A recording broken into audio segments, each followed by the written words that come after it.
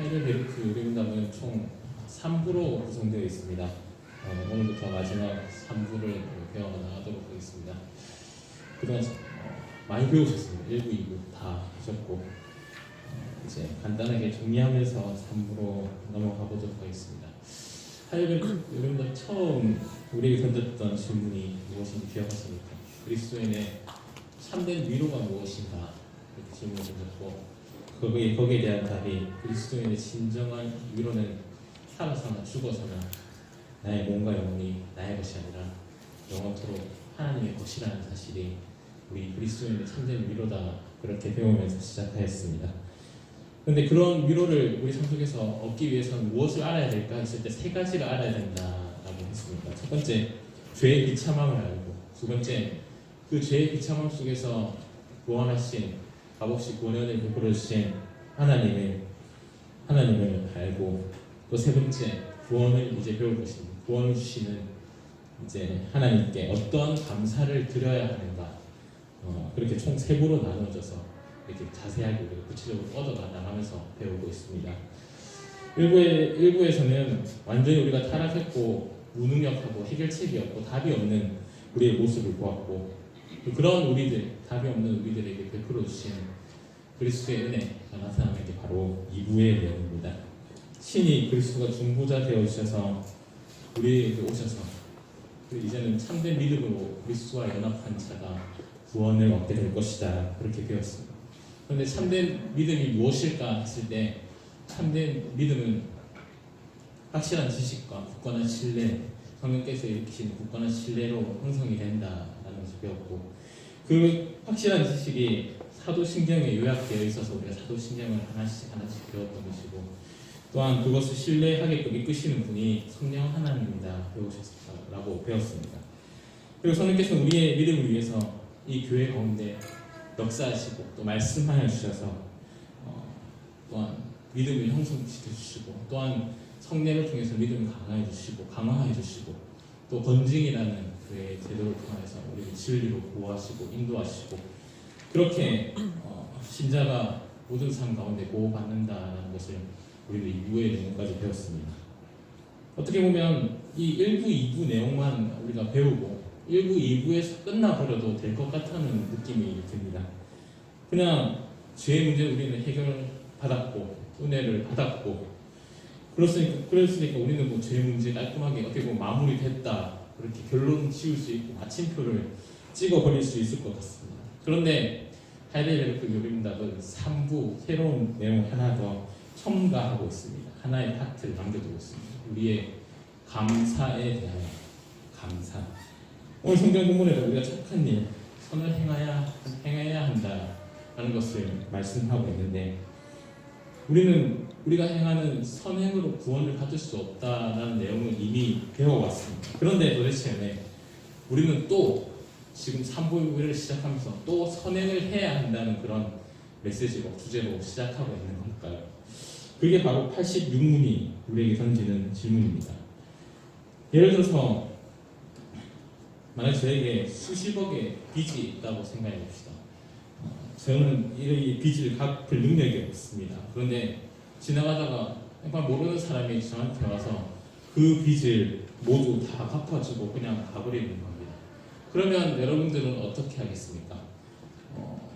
보자, 이왕 줄 것 좀 더 주지, 이렇게 생각하면 정말 그 사람은 완전 망나니고, 그렇지 않은 이상은 어떻게 하겠습니까? 그 사람이 누구인지 관심을 가질 것이고, 찾아내고자 할 것이고, 알고 싶어 할 것이고, 어떻게든 찾아서 조금이라도 빚을 갚아준 은혜에 보답해주고 싶은 마음이 들 것입니다. 내가 평생에 걸쳐서라도 갚고 싶다, 아니 받은 것보다 더 많이 돌려줘야겠다, 그렇게 생각할 것입니다. 그게 신앙을 떠나서 인간관계 속에서의 그런 상식적인 행동이라고 볼 수 있습니다. 비교할 수는 없지만 우리는 정말 아무 공로 없이 큰 은혜를 우리는 값없이 받았습니다. 돈 수십억보다 더 큰 죄의 빚을 탕감받았습니다. 고로 우리는 영원한 생명을 얻게 되었습니다. 아무 공로 없이. 그러면 받았으면 끝일까요? 이 2부에서 끝나는 게 맞는 걸까요? 그렇지 않습니다. 상식적으로 봐도 그냥 인간의 상식으로만 이 관계를 따져도 여기서 끝나면 되는 것이 아닙니다. 관심을 가져야 됩니다. 어제도 배웠듯이 우리에게 은혜를 주시고 사랑을 주신 분이 누구신지 관심을 가져야 됩니다. 어떻게 하면 보답을 할 수 있을까? 정말 깊이 고민하고 마음을 다하고 힘을 다하고 보답할 수 있어야 할 것입니다. 평생을 드리고 그래도 부족하다. 그런 고백이 나와야지 정상이라는 말입니다. 그래서 우리에게 아직 3부가 남아 있습니다. 1부, 2부도 중요하지만 우리는 은혜 받은 자녀로서 하나님의 자녀로서 이 3부 중요하게 여겨야 할 것입니다. 특별히 3부의 제목은 감사라는 단어를 표현하고 있습니다. 은혜 받은 우리가 어떻게 보답할까, 어떻게 살까, 어떻게 선행을 행할까 이런 맥락에서 다른 제목이 아니라 감사라는 단어를 왜 썼는지 거기에 대해서 한번 우리가 윤회해 볼 필요가 있을 것 같습니다. 왜 고린도는 은혜 받은 성도들이 살아가는 삶을 감사라고 표현했을까요? 은혜를 받았으니 우리는 보답을 해야 합니다. 그런데 우리가 무엇으로 하나님께 보답할 수 있겠습니까? 사실은 보답할 수 없는 게 답입니다. 아까 예를 들었듯이 수십억을 탕감했습니다. 그런데 고장 고맙다고 10만 원 드릴게요. 이걸로 쌤쌤이 합시다. 이거는 은혜를 갖고 보답하는 게 아닙니다. 말도 안 되는 거, 상식적으로. 그런데 생각해 보십시오. 우리가 하나님께 받은 사랑이 어떠한 사랑입니까? 이런 사랑이라는 단어, 우리 머릿속으로 이해하는 그런 사랑이라는 단어를 우리가 한정지어서 그렇지, 인간의 언어로 한정지어서 그렇지, 우리가 하나님께로부터 받은 사랑은 정말 크고 놀랍고 말도 안 되는 사랑입니다. 이 사랑은 삼위 하나님의 한 일격이신 성부, 성자, 성령 하나님, 하나님은 사랑이시라, 사랑이신 존재 자체가 사랑이시고 완전하고 충만하신 사랑, 모든 것을 다 떼어주고 사랑해도 충만하게 사랑이 남으시는 그런 완전한 사랑을 가지신 분, 영원토록 삼위 하나님이 서로 사랑을 주고받으시고 교제하신 그 사랑을 값없이 우리 교회에 또 택한 백성에게 부어주신 것입니다. 우리의 머리로 이해할 수 없는, 측량할 수 없는 그 사랑을 이 교회 가운데, 우리 신자 가운데 부어주신 것입니다. 그런데 내가 이런 사랑을 받았으니 내가 보답하겠습니다 해서 우리의 의지로, 우리의 단어로 정말 작은 부분 사랑을 드리고 이걸로 거래는 된 것 같습니다. 이 정도면 하나님 되겠죠. 이렇게 생각한다면 정말 배은망덕한 은혜를 모르는 자라고 그렇게 말할 수 있습니다. 아무리 우리가 사랑으로 갚아드리고 보답한다고 해도, 아무리 많은 것을 드린다 해도 영원하신 충만하신 하나님의 사랑과는 비교할 바가 되지 않는 것입니다. 고로 우리는 하나님께 이 받은 사랑을 보답할 수 없습니다. 갚아드릴 수 없습니다. 그러면 우리가 보답할 수 없다, 그 사랑을 갚아드릴 수 없다, 평생 드려도, 모든 것을 다 드려도 부족하다, 그렇게 느꼈을 때 우리가 고민하게 될 것입니다. 그러면 내가 뭘 할 수 있을까? 아니, 좀 더 나아가서 하나님께서 무엇을 원하셨을까? 왜 이렇게 사랑하셨을까? 그런 고민을 해보게 될 것입니다. 86문 중간에 이렇게 나와 있습니다. 이것은 우리가 모든 삶으로서 하나님의 은덕에 감사하고 하나님께서 우리를 위해 찬양받으시기 위함이며, 이런 문구가 있습니다. 여기서 이것이 지시하는 건 앞부분이죠. 앞부분에 뭐라고 나와 있냐면 그리스도께서 구속하시고 성령께서 새롭게 하셔서 우리를 새롭게 하신 이유, 즉 우리에게 값없이 구원의 은혜를 베풀어 주신 이유가, 이것은 이유의 내용이죠. 우리가 모든 삶으로서 하나님께 감사하고 찬송케 하기 위함이다. 하나님이 구원하신 것, 우리에게 이 세상을 살도록 하신 것, 우리를 창조하신 목적, 사랑하신 목적, 우리를 이 모든 삶 가운데서 찬송케 하기 위한, 은혜에 감사하기 위함이다.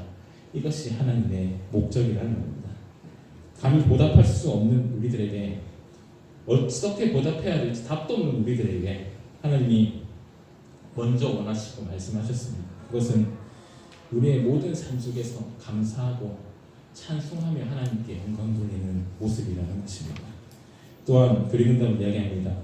나아가서 그 열매로서 우리가 하나님의 자녀구나 확신을 얻고 그 확신 속에서 경건한 모습을 행하면서 착한 일, 선행을 행하면서 다른 사람까지 그리스도께로 인도하는 것, 그것이 하나님 우리에게 구원을 값없이 베푸신, 우리를 너무나도 충만하신 사랑으로 사랑하신 목적이고 우리가 살아가는 삶의 모습, 원하시는 삶의 모습이라는 것입니다.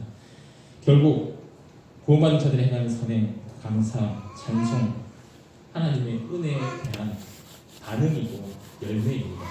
구원의 조건이 아니라 구원받은 자들, 하나님의 택함 받은 자들, 하나님 나라의 백성들이 이 땅에서 반드시 드러날 수밖에 없는, 또한 드러나야 하는 열매가 선행이고 감사고 찬송이라는 말입니다. 똑같이 드릴 수 없기에 빚진 마음으로 우리는 하나님 원하시는 것을 드려야 한다라는 사실을 기억했으면 좋겠습니다.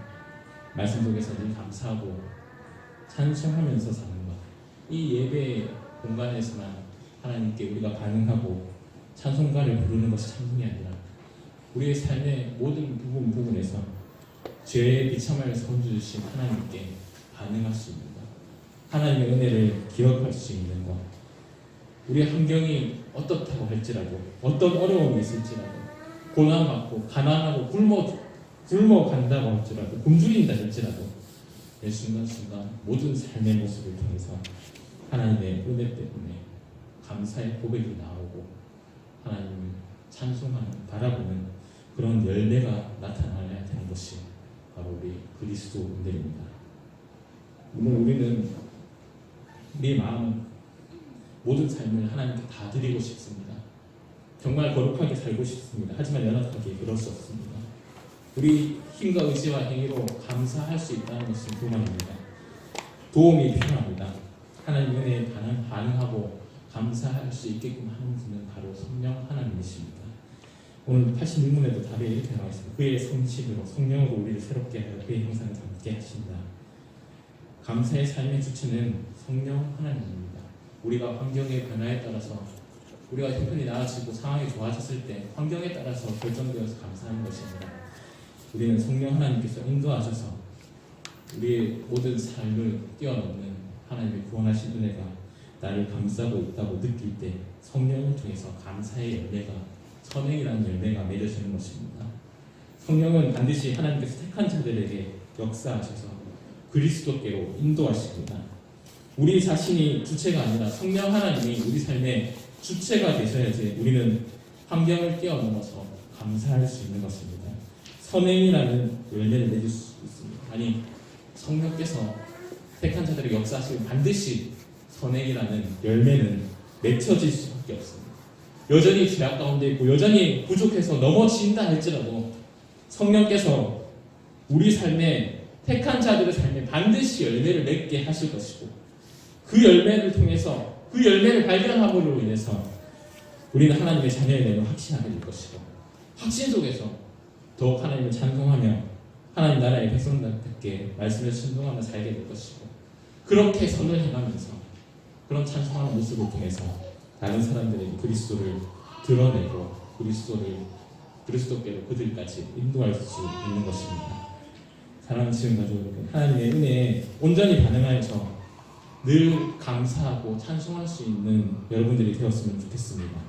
여러분의 의지와 결단으로 그런 열매 맺는 삶이 아니라 그리스도인을 주인으로 모심으로 인해서 성령님이 여러분 삶의 주체가 되셔서 여러분 삶의 아름다운 열매 맺어주심으로 인해서 여러분들이 주님 안에서 선을 행하는 그런 귀한 그리스도인들이 되기를 간절히 소망합니다.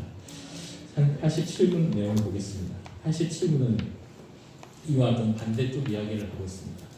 감사하지 않고 회개하지 않는 모습, 하나님의 은혜에 반응하지 않고 열매 맺지 않는 그런 모습들, 이렇게 열거하면서 이런 자들은 구원을 받을 수 없다, 얻을 수 없다고 이렇게 강력하게 교린다고 이야기합니다.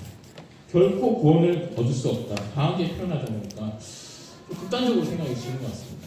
이런 악한 행동을, 여기에 열거된 행동을 하면, 예를 들어서 여기 나와 있듯이 술 먹고 술 취하고 도둑질하고 욕하고 이러면 천국에 들어갈 수 없나? 나는 그러고 있는데 라면서 극단적으로 생각하기 쉽습니다. 극단은 참 조심해야 될 것 같습니다. 우리의 행위로 구원을 받을 수 없다고 하는 말은 우리 행위가 구원의 조건이 될 수 없다는 말이지 않습니까? 그러니까 우리의 선행도 우리의 악행도 구원의 조건이 아닙니다. 우리가 선을 더 행했다 해서 하나님이 우리 선택이 달라지는 것도 아니고 우리가 악행을 통해서 우리가 나쁜 짓을 더 했다고 해서 하나님 마음 바꾸셔서 구원을 포기하신다, 택함을 포기하신다 이런 것이 아니라는 겁니다. 그건 인간 중심적인 생각이고 인간이 결정한다, 인간에게 달렸다 고백하는 건 다를 바 없지 않습니까? 하나님께서 하시는 일입니다. 만약에 이런 극단적으로 생각하게 되면 예를 들어서 우리 주일학교 아이들이랑 2020년 들어서 뭔가 하나 작성하려고 했습니다. 올해 개인적인 기도 제목, 신상 이런 거 적어서 마지막에 2020년에 저한테 하고 싶은 말이 뭐냐 했는데 몇 명이 몇 프로가 되는지 모르겠는데 정확하게 3명의 친구가 이렇게 똑같이 적었습니다. 목사님 폭력적이지 않았으면 좋겠습니다. 저는 참 이 자리에 들어서 말하고 싶은데 억울합니다. 저는 맞고 살았거든요. 저 아이들이 폭력적인데 아무튼 역사는 관점에 따라서 다르죠. 그래서 저는 그걸 모르고 그냥 일단 찢어서 버렸습니다. 그렇게 생각하면 저는 천국에 소망이 없습니다. 저는 폭력을 일삼고 욕을 하고 때리고 불쌍한 그런 수 있지만 그러면 저는 소망이 없는 거죠. 만약 이렇게 우리 행위에 따라서 구원이 결정된다, 천국이 결정된다 이렇게 생각하는 거는 어떻게 보면 극단적으로 치우칠 수 있는 그런 생각입니다. 반대로 또 반대의 극단은 제가 그러면 이게 우리 악한 행동조차 구원을 결정하는 부분이 아니라면 내가 그러면 방탕하게 이렇게 술 취하고 폭력적이고 이렇게 악한 행위를 하면서 살아도 되는 걸까? 이것도 극단적인 생각일 수 있습니다. 이런 생각들을 보면 지극히 우리의 상식으로부터 시작한다는 것을 알 수 있을 겁니다. 우리의 계산으로, 우리의 상식으로, 우리의 판단으로, 우리의 행위에 따라서 뭔가 결정이 된다. 이거는 우리의 신앙의 루트가 아닙니다. 하나님이 원하시는 것이 뭔지, 하나님이 어떤 분이시고 어떤 마음을 가지고 계시는지 우리는 기도하면서 그것을 물으며 순종하면서 답을 찾아야지 우리의 행위로 마치 신앙의 모습이 뭘 많이 하고 뭘 많이 높이 쌓아 올리고 이것이 결정되는 것은 우리의 루트가 아니거든요. 하나님의 관점에서 우리의 모습이 이런 부분들은 어떻게 생각해야 되냐면 우리의 모습이 하나님께서 열매 맺게 하신 것인지 성령께서 열매 맺게 하신 부분인지 하나님 나라의 열매인지 아닌지 그것이 첫째 되는 기준이 되어야 됩니다. 이것은 우리 삶에 드러난 열매의 문제여야 됩니다. 구원의 조건이 아니라 구원받은 자의 열매, 하나님 나라의 백성다운 삶의 열매, 그런 자연스럽게 드러나는 열매의 모습으로 이것을 맺게 하시는 성령 하나님이고 하나님께 감사하는 삶은 아까 말씀드렸는데 성령께서 역사하실 때 반드시 나타날 수밖에 없다고 이야기를 했습니다. 성령께서 택하신 자들에게 반드시 역사하실 것이고 그 택하신 자들은 반드시 이 성령의 열매, 감사의 고백, 찬송의 고백이 삶 속에서 나올 수밖에 없습니다. 그건 우리 선택이 아니라 하나님의 선택입니다.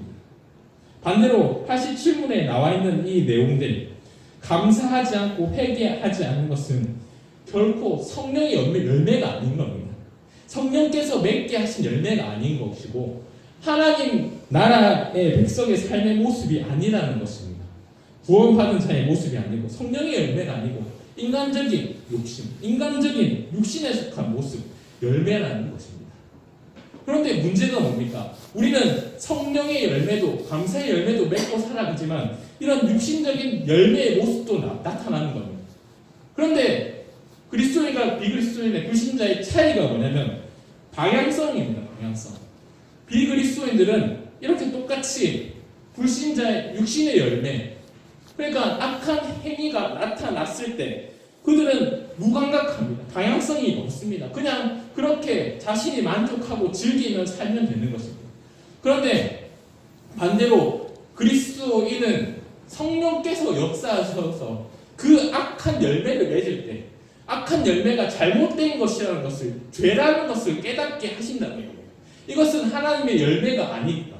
이거는 성령의 열매가 아니구나. 깨닫게 하십니다. 말씀을 통해서 또 성령께서 인도하심을 통해서 죄를 깨닫게 하십니다.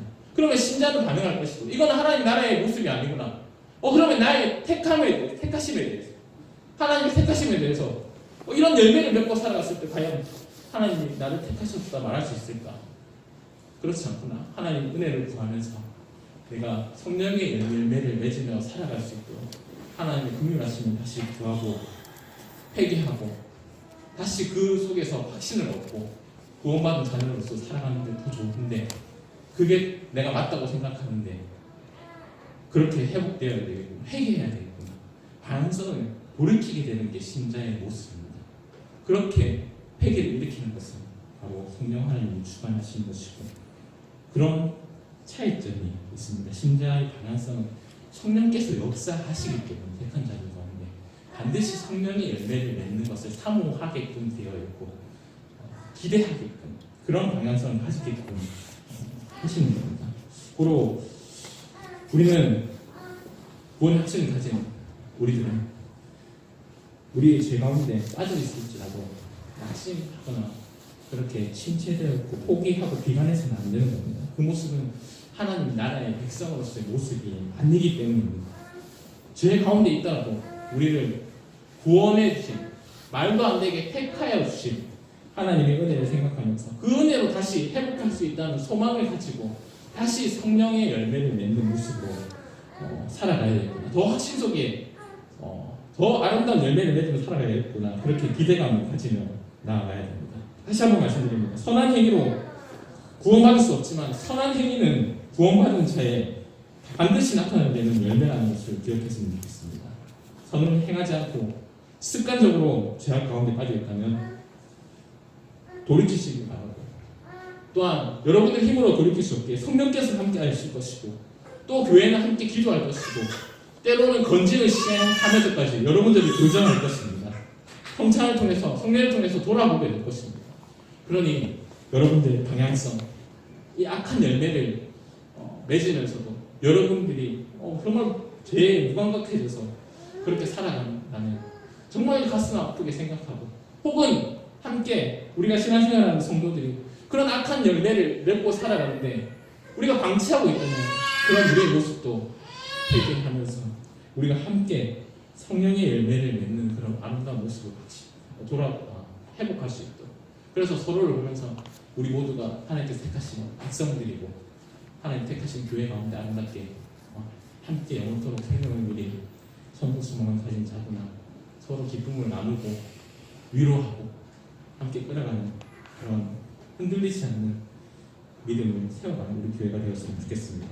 말씀을 마무리합니다. 하이델베르크 교리문답 3부에서는 우리의 감사에 대해서 배우게 될 것인데 이제 다음 주 지나셔서 그 다음 주부터는 크게 10계명과 주기도문에 대해서 배우게 될 것입니다. 10계명 우리가 어떤 하나님의 말씀을 지키며 살아가야 될지 또 어떠한 자세로 기도하며 살아야 될지 주기도문 기도하며 살아야 될지 그걸 배울 것인데 그것을 배울 때마다 저도 느끼는 게 참 이번에 딱 이거 배우면 정말 쉽게 좀 더 멋있게 지키고 또 기도 생활도 조금 이렇게 가다듬고 좀 멋지고 바르게 하고 싶다 그런 마음이 참 드는 것 같습니다. 항상 드는 것 같아요. 그런데 현실은 어떻습니까? 또 우리는 계명을 지키지 않고 있고 또 기도의 자세도 틀어지게 되고 그게 끝없이 되풀이되는 모습을 보게 됩니다.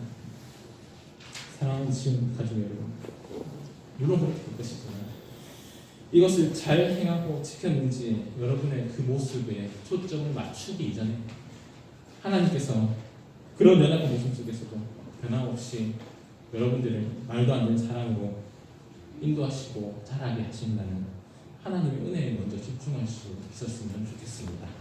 여러분의 행위가 아무리 거룩하기 전에도 아무리 노력해도 하나님 보시기에는 보잘것없는 모습일 뿐입니다. 하나님께서 은혜로 사랑으로 우리를 보호하시고 돌보셔야지 그렇게 잘하게 하셔야지만 우리가 성령의 열매를 맺고 차원이 다른 그런 모습으로 자랄 수 있는 것입니다.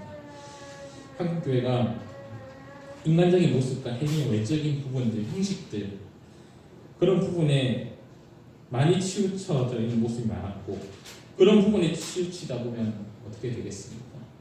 그게 하나님 은혜가 진짜고 복음이 진짜인데 진짜가 아닌 다른 것들이 더 중요하다고 진짜로 여기는 것들이 생기면 결국 그것은 껍데기에 불과하기 때문에 내실이 없기 때문에 결국 흔들리고 무너질 수밖에 없는 것입니다.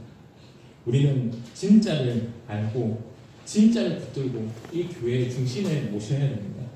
하나님께 관심을 가지고 하나님의 은혜에 먼저 초점을 맞추고 하나님의 역사하심에 집중하면서 오전에 배웠듯이 하나님의 어떤 분이신지 하나님의 어떠한 속성으로 우리를 대하시는지 거기에부터 집중하고 시작하다 보면 우리의 삶의 외적인 부분은 우리가 행함으로 열매를 맺는 것이 아니라 반드시 성령께서 열매 맺게 하셔서 여러분들의 삶을 아름답게 채워주시리라 믿습니다. 우리의 시작이 아니라 하나님으로부터 시작해서 우리의 선행을 통하여서 그리스도만 드러나는 시작과 끝 모두 그리스도가 될 수 있는 그로 인해서 하나님께만 영광 돌릴 수 있는 그런 아름다운 삶으로 살아가기로 주님의 이름으로 소망합니다. 함께 드립니다.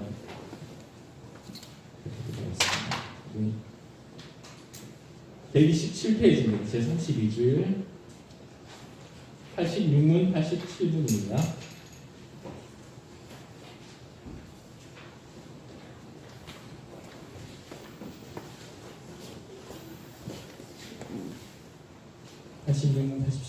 제 3부